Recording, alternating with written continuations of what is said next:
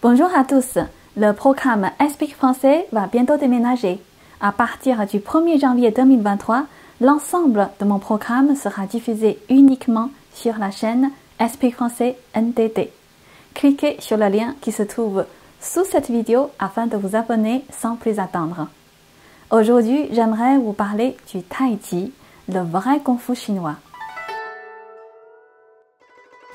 Sous la dynastie de Ming, vivait un vieil homme, très maigre, qui s'appelait Zhang Songxi. C'était un grand maître de Kung Fu. On raconte que même un moine Shaolin n'aura pas été capable de faire un seul mouvement contre Zhang Songxi. Avec un simple geste de la main, il aurait pu projeter le moine Shaolin comme un missile. Alors, quel genre d'arts martiaux pratiquait-il? C'est le Tai Chi Quan. Le Tai Chi Quan, vous voudrez peut-être poser des questions sur le Tai Chi. Est-il possible que le Tai Chi soit si puissant? De nos jours, il y a beaucoup de gens qui pratiquent le Tai Chi dans les parcs, dans le but de soigner leurs maladies et de se maintenir en bonne santé. Mais quel est le rapport avec le combat? Cette pratique permet-elle d'engager un combat? En effet, les principes d'esprit du Tai Chi ont disparu avec le temps. Les gens d'aujourd'hui apprennent les mouvements du Tai Chi comme s'ils apprenaient des mouvements de gymnastique.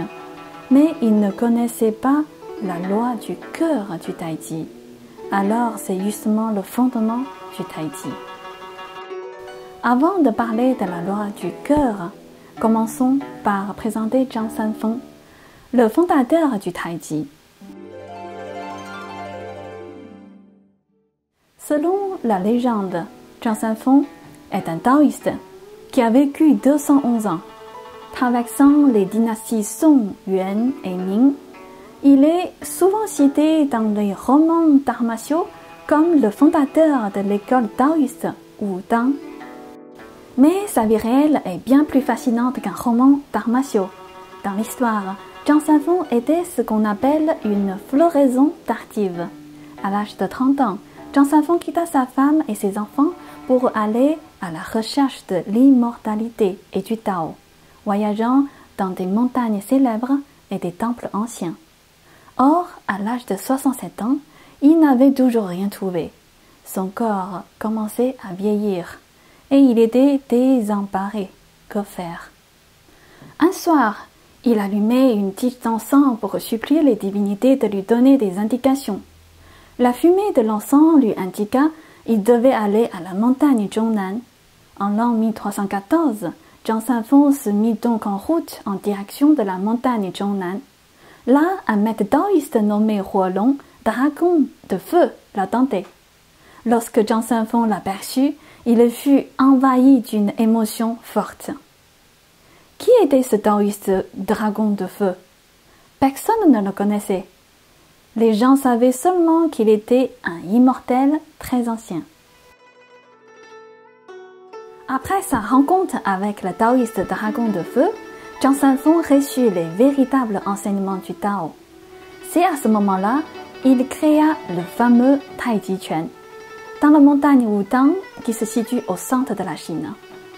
Après la création du Tai Chi, Zhang Sanfeng a pu commencer à se servir de cette pratique. Un jour, il entra en confrontation avec une centaine de voleurs.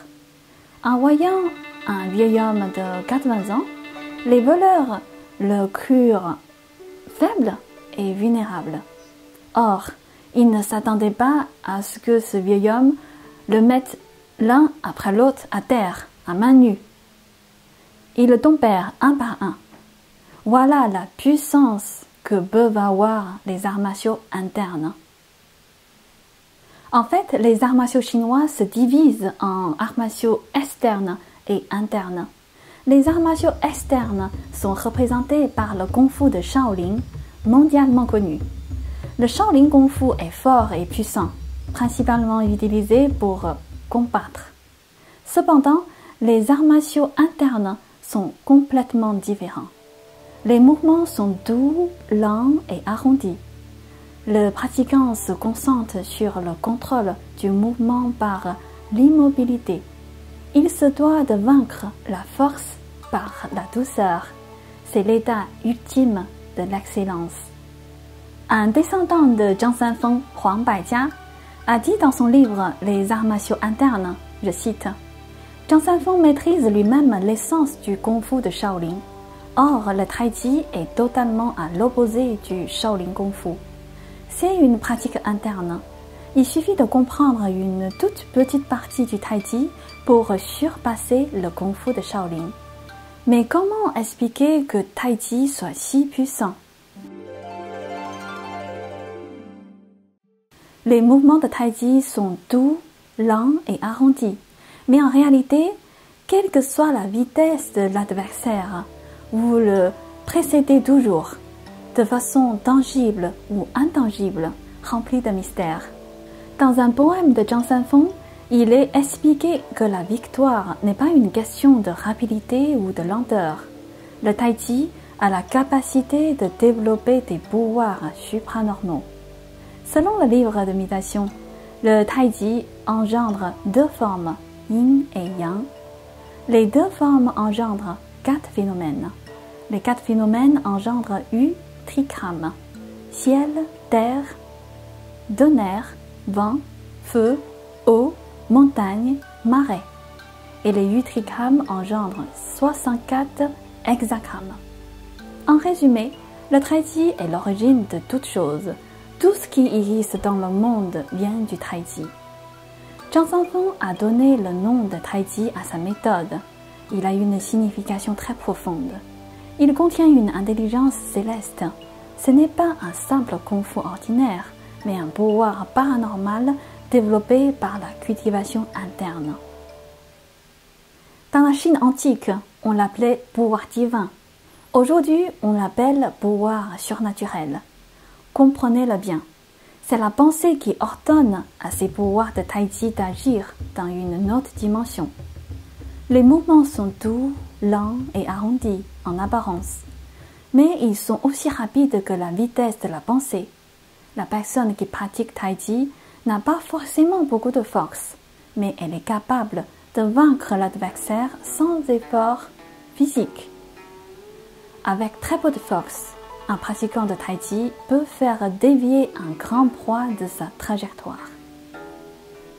Personne ne peut battre le Tai Chi en combat, mais l'essence du Tai Chi est qu'il est nécessaire de faire une cultivation à la fois interne et externe. La pratique du Tai Chi permet non seulement de combattre, mais elle donne également la longévité et peut même conduire à l'immortalité. L'essentiel de la cultivation interne est de cultiver l'esprit et le cœur. Par exemple, il est important d'être bon, de penser d'abord aux autres, d'être capable de renoncer à l'esprit de compétition ou au désir de se faire valoir. Plus tard, Zhang Sanfeng quitta la montagne Wudang et partit errer dans le monde. C'est à ce moment-là que le Tai Chi a été transmis au peuple. Cette méthode d'arts martiaux a de hautes exigences en ce qui concerne le niveau de spiritualité et de moralité. Elle doit être transmise par le maître en personne, oralement et mentalement. Le taoïsme ne parle pas du tout de salut des êtres. L'école taoïste, elle, préconise de cultiver l'authenticité et de nourrir sa vraie nature. Cultiver à la fois l'esprit et le corps. Grâce à la pratique de mouvements, forger des pouvoirs divins et des techniques prodigieuses. L'école taoïste s'est transmise à un seul disciple de génération en génération. Très peu de gens en réalité peuvent obtenir les vrais enseignements. La loi du cœur du Tai Chi a été perdue lorsqu'elle a été transmise à Huang Baijia, un maître d'arts martiaux au début de la dynastie Qing, car il n'a pas pu trouver de successeur approprié jusqu'à la fin de sa vie.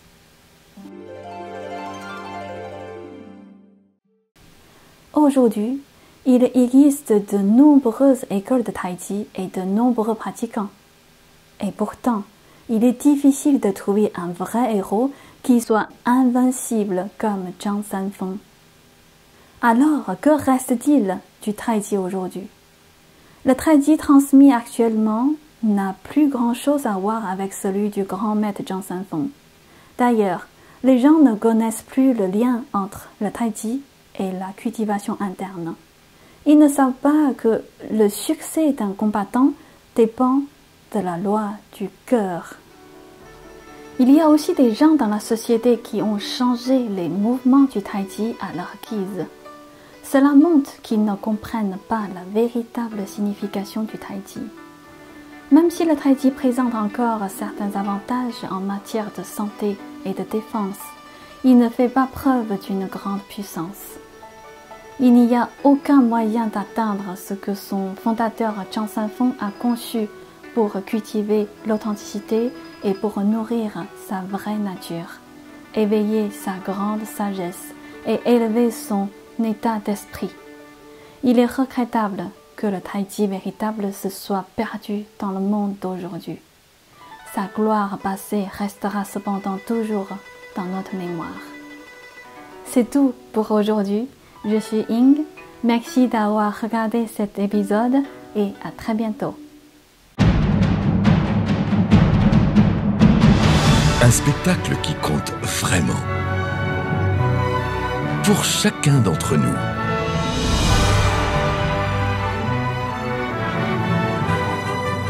On l'attendait depuis si longtemps qu'il faut le voir au moins une fois dans sa vie.